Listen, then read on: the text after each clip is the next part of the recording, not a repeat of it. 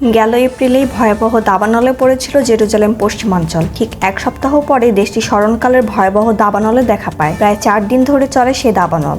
এবার আবার 2 সপ্তাহ না পেরোতেই দাবানলের মুখে পড়তে হলো ইসরায়েলকে।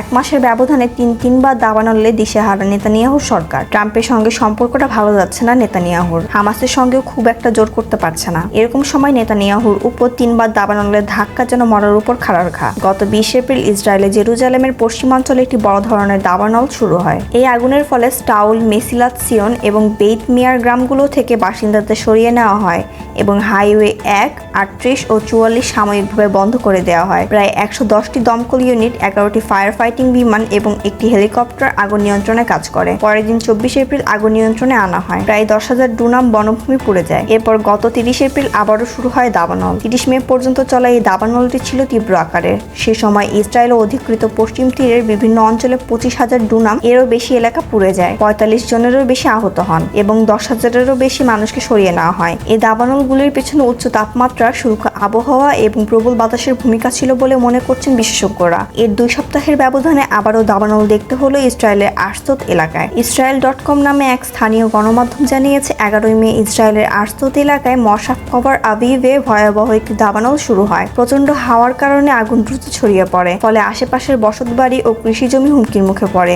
আগুন নিয়ন্ত্রণে অংশ নেয় 12টি দমকল ইউনিট এবং 4টি অগ্নি নির্বাপক বিমান। তবে 4 ঘন্টার মধ্যে ওই দাবানল থামিয়ে ফেলেন তারা। একের পর এক দাবানলের ধাক্কার মধ্যে আবার ট্রাম্পের হঠাৎ যোগাযোগ কমিয়ে দেওয়া, সব মিলিয়ে সময়টা মোটেও অনুকূলে নেই নেতানিয়াহুর। এরই মধ্যে ইসরায়েলের ডানপন্থী রাজনৈতিক দল ইসরায়েল আওয়ার হোম এর নেতা আভিগডা লিবার নেতানিয়াহুর সরকারের সামরিক কূটনৈতিক ব্যর্থতা নিয়ে সরাসরি প্রশ্ন তুলেছেন। হামাসের প্রসঙ্গেও রীতিমতো ক্ষোভ প্রকাশ করে ওই রাজনৈতিক জানান, আমরা 1 বছর 7 মাস ধরে যুদ্ধ করছি, কিন্তু কোনো লক্ষ্যই পূরণ হয়নি। একদিকে হামাস তৃণমূলের ব্যর্থতা, এর মধ্যে ট্রাম্পের ইসরায়েলের পাশ থেকে সরে যাওয়া আর দাবানলে সব মিলে বেশ চাপেই রয়েছে নেতানিয়াহু, এমনটাই মনে করছেন বিশ্লেষকরা।